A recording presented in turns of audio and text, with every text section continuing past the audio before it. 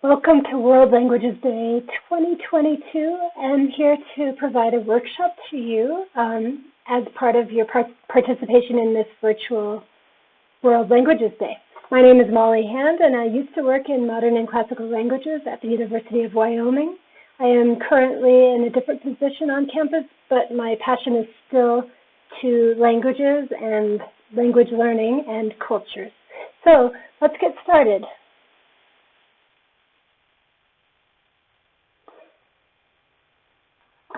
My plan today is to help you learn about what a first-year seminar is on campus and introduce my first-year seminar, explain what a Pecha Kucha is, and then I'll have some quick quiz, check your understanding, and then you're going to choose to watch one of my 3 students who have submitted their Pecha Kucha presentations, and we'll do another quick quiz. I hope it's fun and enjoy.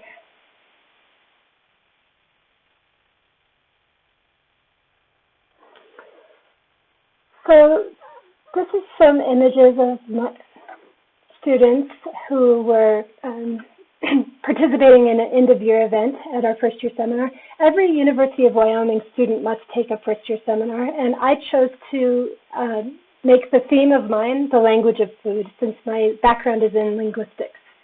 And we have a lot of fun looking at different foods. But at the end of the semester, I make sure everyone does some research, and then they have to present their research in the form of a Pecha Kucha. So what is a Pecha Kucha?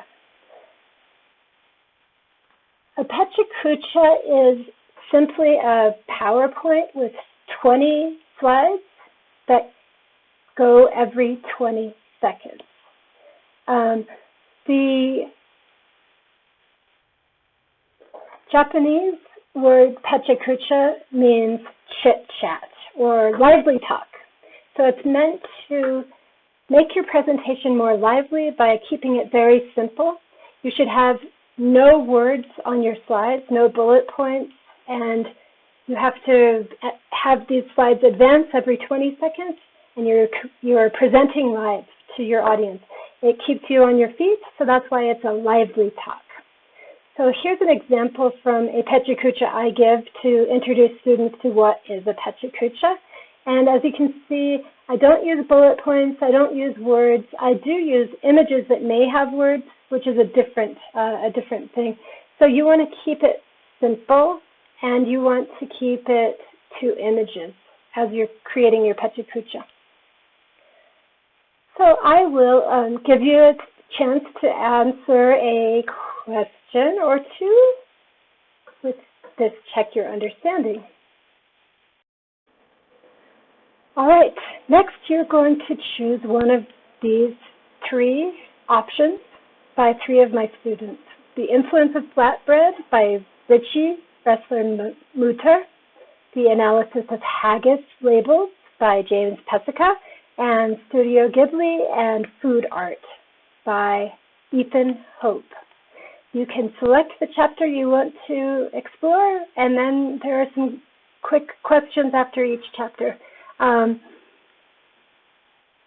One thing you should be aware of is that a Pecha Kucha is 20 slides, 20 seconds each, so therefore each of these videos will be 6 minutes and 40 seconds. Action! Hello everybody, my name is Richard, and today I will be giving you a presentation on the influence of flatbread around the world. So flatbread has a pretty big influence. It's very much spread out around the world, but the first iterations of flatbread were first found in this area of Jerusalem and Israel. The very first one is at Shebeka 1. It's a very deserty area. It was pretty much the very beginning of flatbread and where a lot of religious influence comes from. As you can see right here, this is an image of Shebeka 1. This is the supposed area where the very first flatbread was discovered, and it was discovered thousands of years ago, before even we thought the first early humans were there. And I thought it was really interesting how we actually found it. But we did end up finding little tiny pieces of carbon from the bread, and then we could study that and further find out where humans got the bread from. So Once it started Shebeka 1, flatbread just really started to expand its influence around the world. It was a very convenient food, it was very easy, and it was quick to make. So, I mean, every single culture around the world has a type of flatbread to them that means a lot to their culture. And each flatbread is a very easy recipe. This is probably one of the most basic ingredients you can use for a flatbread. It's just almond flour, tapioca flour, coconut milk, and some seasoning, and you just mix it in a pan and it will cook. And because there's no yeast, it's an unleavened bread, so it won't rise, but it still has a nice soft texture that you could either put stuff in or you could fold it up. So this right here is, you know, in one of the easiest examples of flatbreads, and it's just a basic pizza. Pizza first came around in Italy around sometime early enough, but it's a very basic recipe. It's just cheese, tomato sauce, and then put some olive oil on top, and then some basil leaves.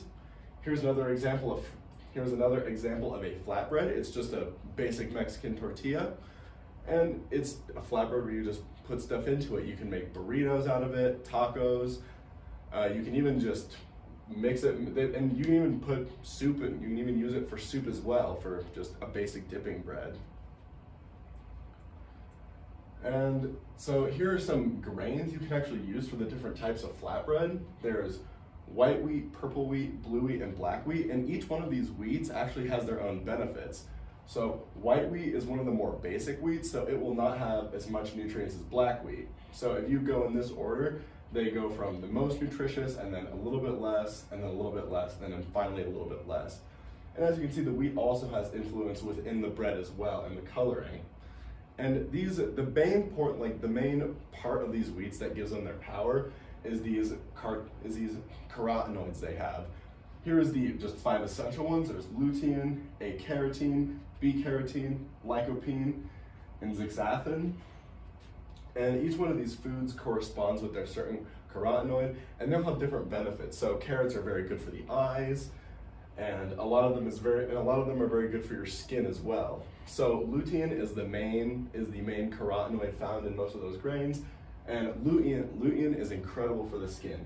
As you can see, we have a little before and after, a lot of good whole grain wheat exposure, and you can see her skin is much better, much tighter around the face, and a much brighter, more alive look.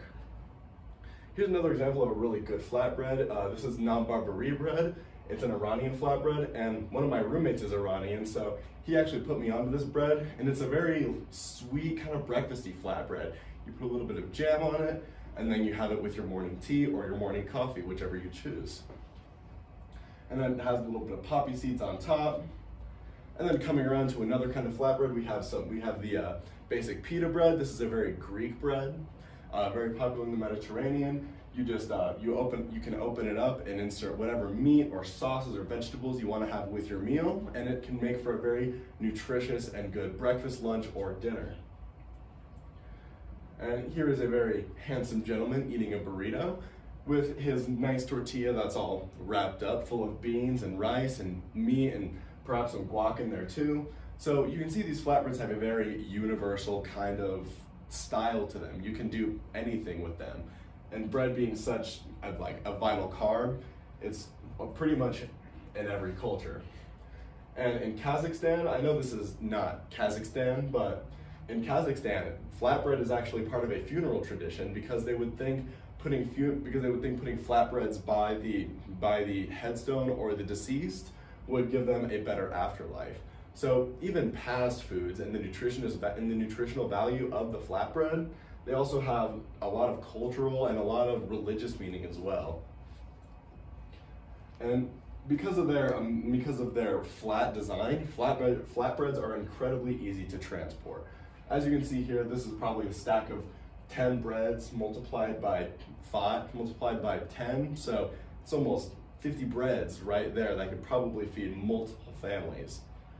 They're just incredibly easy to store and package and keep safe. And then in the next image, I have here just a truck, and although this is not flatbread, it just further just further gets the idea that these are incredibly easy breads to transport. You just stack them on top of one another, and whether you're taking horse or car, you can move them right across the desert or whatever roads. They're very, very nice and convenient. And then as we kind of start to get in the more modern era, flatbreads kind of fell out of style a little bit, even though they are very prevalent. And as more better ways of transportation and refrigeration came around, we kind of had less of a need for flatbreads, and that's kind of where bakeries and muffins and just regular loaves of bread came around. So now we have here this nice bakery, we have flatbreads here, muffins, cakes, pastries, and they're just all different kinds of bread that have all stemmed from the flatbread. So like over here we have the focaccia bread in northern Italy, and then we kind of evolved to the pretzel and bagels, and then the French baguette, and then our sliced white bread that we have here in America. So our breads just really started to evolve once flatbreads once they just kind of grew up a little bit. And then here's another great example of some bread. Breads are still made from the same wheat. They're just usually used with yeast to give them some rise. Although we don't really use wheat bread a lot here in American culture, you can still buy whole wheat grains, no problem. Yeah. And then finally, we have the bread map, which is just pretty much every culture's like really popular bread. So we have the pumpernickel, which is German bread. It's somewhere on here. The French baguette right there, cornbread for the United States. So pretty much whatever culture has whatever grain is relatively around them, they will probably make a bread out of it. And thank you. That concludes my presentation on the influence of flatbread in the world. Action. I'm James, and this is my advertisement analysis of haggis.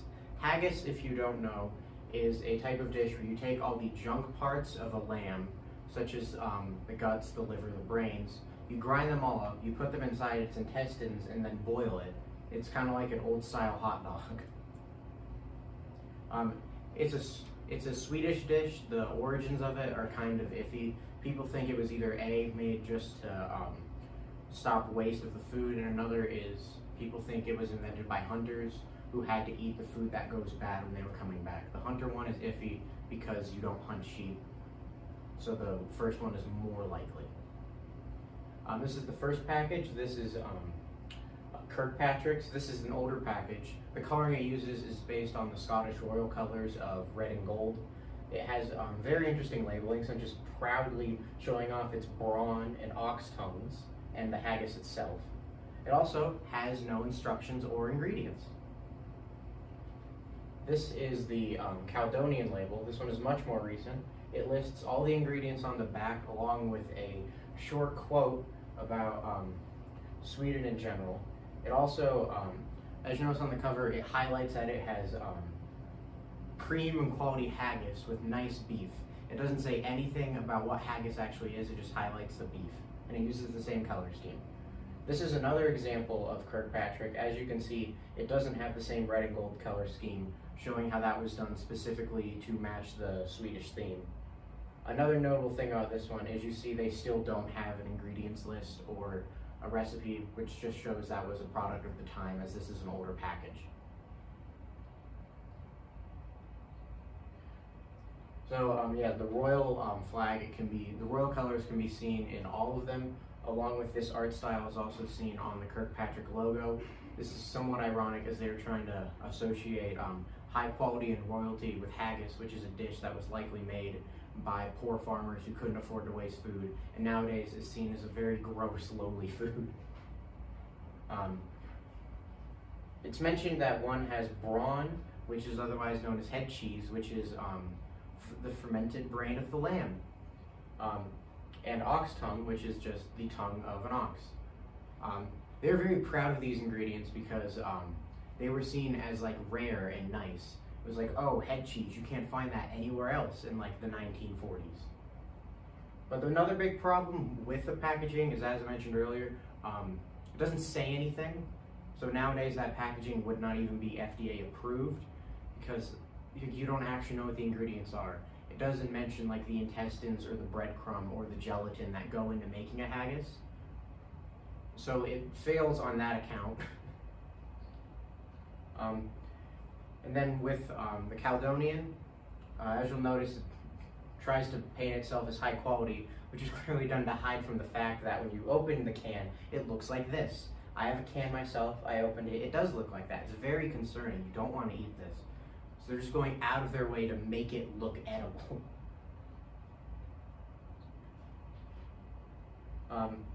But it has the opposite problem. There is so much wording on the package. As I mentioned earlier, they have a package just talking about how great Sweden is. They're doing everything they can to make this packaging look nice, to run from what product they are selling. They also use words like premium, high quality, fresh, which I don't know why they even put fresh as a can. And then moving on to the cultural aspect. Haggis is banned in America. You can't eat it. You can't buy it at any store. The overwhelming majority of restaurants will not sell it. If it's found out that you are selling it, you will be fined and have to take your product off the shelves. It is not the case in any other country though. Even Canada, even the UK, it's okay to have haggis. The reason for this is because when making haggis, there is a chance some fluid from the lungs will get into the meat, which can cause nervous system damage. It can cause slight illnesses. However, this is not a problem in other countries, so it's questionable if this is really a concern or if this was a niche case scenario. And the biggest fear was actually because America had a big mad cow disease problem, and people believed that the haggis was tied to the mad cow disease problem, so they banned it outright. But it's been like 80 years, and nowadays, mad cow disease is not a very big problem, so it's questionable why we still even have the ban beyond just like basic disgust at the idea. There is a loophole. Like I mentioned earlier, I had haggis. You can buy it online. So that's one way to get haggis. Another is you can buy it in the States, but it's made without the lung. And the third is certain restaurants, Swedish restaurants, will make it very occasionally, and they have found their own loopholes for how they're able to prepare it. So moving on to the societal aspect of the logo. I personally did not like the Caledonian logo because it reminded me of the Starbucks logo. And I don't want to think of coffee when I'm buying haggis. That's very concerning. I also just found both logos very comedic. One hiding from its ingredients, and the other treating it like it's a very high quality dish. So for what the general population thinks of haggis, going in I expected them to think it's very gross, and they probably don't know what it is, and if they do, they've probably heard about it as this really nasty food that they don't want to try. Of course, my population was limited because I could only talk to Americans, because maybe it's like not as hated in other countries. I doubt it, but it's possible. It's like maybe in Sweden it's treated nicely, but overall I'm expecting people to not like it. So first I asked my mom what she thought of it, and she was very mad at me for telling her that this existed. She was very angry that I told her that there's an old style of hot dog based around boiling brains. And that was the result I got for most people I asked. They were just disgusted that I taught them that this thing existed and that they never want to hear about it again. However, I did ask one friend who said he was very curious about it and wanted to try it very badly. I was curious if that had anything to do with his background. It didn't. He's from Chicago. So I think he's just a very open-minded person when it comes to food. So general population doesn't want to eat haggis. Occasional random people from Chicago kind of curious about haggis. So there's no clear outline to it. But there is one case where I found someone who had a very clear reason for wanting haggis. And that was my grandmother, who was raised on a farm where they were used to using all the ingredients. Like she would, like at Thanksgiving, she will eat the heart. Yeah, she'll eat the heart, the gizzards, the lungs. She'll eat all of it. Very gross. So she said that actually sounded like something she might have eaten when she was younger, which ties back into the theory that haggis was made to not waste ingredients, as the only person who likes it is that. My overall idea from this research that I found is America kind of has a big disgust culture around food that isn't common with them, which led to most people not even knowing about it and being disgusted by it, to the point where the FDA still has it banned, even though the reasons for it are outdated and clearly untrue, as those lung problems don't exist in other countries. And thank you for watching my presentation. Hello, my name is Ethan Hope, and this is my Pecha Kucha on Studio Ghibli food. I presented this in my FYS freshman year, and now I'm a sophomore presenting on it now. So, alrighty. So Studio Ghibli is a Japanese-based animation company. They animate a lot of famous movies. They're kind of the equivalent of Disney. And one thing they're primarily known for is the way they animate food. They have plenty of artists, and all of their artists are well done, or are very well at drawing food, no matter what ethnicity or type of food. So this is from Howl's Moving Castle, which is a more European American movie, and we have Eggs and Bacon, which is very simple. I'm sure we are all very familiar with. Even though there's some magic element, they still have the food. And this is from a movie called Castle in the Sky, which is also a very European style movie. And what we have is just plain old bread and fried egg.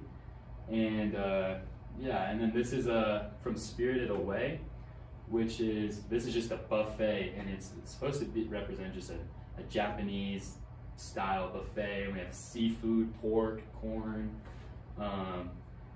Yeah, and then this is from one of my favorite movies, Princess Mononoke, and it's probably the least appetizing food, but appetizing at the same time. It's a rice stew, and just the way they animate him just stirring it just makes it look so appealing. And this is from Kiki's Delivery Service. She's making sort of a casserole, like basically a casserole, and primarily the movie just consists of her making this and delivering it. And yeah, and then this is from a movie called Gone with the Wind, and this is like a mackerel, like traditional like fish you would find in a Japanese restaurant. Yeah, and then this is from, I believe, oh, my bad. This is just a bento box from Up on Poppy Hill, and very traditional Japanese style, like lunch. And this is from Ponyo, which is an actual Disney collab with Studio Ghibli. And here we have the classic ramen bowl, which, as you can see, they have ham and eggs, and yeah. And then here is their most famous, their whole brand. They have the bento boxes once again, and she's actually preparing them in My Neighbor Totoro. And yeah, and then here's also, this is from this side of the Earthsea, and this is another stew that they are very skilled at drawing. And yeah, very Germanic. This is like sci-fi. This is from Nausicaa. Nothing really too edible, but this is a room full of the only plants in the world that can't kill you, and this is what they eat. And although it's super sci-fi, it still looks very appealing because of the colors. And after looking at all of these movies and all their different food, I mean, we can all agree that they're like very appealing and very tasty, which might get you into some trouble if you're on a diet or a cut when you watch these movies. And Disney and Ghibli are very similar. Disney is definitely well known for animating really tasty looking food, like got the honey from like Po is eating, and then Lady and the Tramp. Here's Hayao Miyazaki, who animated all the movies I presented. Studio Ghibli has hundreds of other movies animated by completely different artists, and one thing they're all really good at, like I said, was animating food. And also, yeah, I'd like to reiterate that all these movies are hand-drawn, which in a modern day, most of these are all 3D, which is kind of seen as lazy. But this guy takes pride, Hayao Miyazaki takes pride in hand drawing these, especially the food. And all the movies I was presenting on, or currently presenting on, is food from different regions. And like, so if you were to, go to these places, Germany, England, Japan, China, you would see these foods. And if you go to Japan, they have a Studio Ghibli amusement park, and you can find fine china with their little characters. And there's a picture with all the characters from all the movies who all make food in all of these movies, which is funny because the plot, usually isn't about the food, but there's just this hidden element that's so important to these movies when they make the food. And yeah, that's it.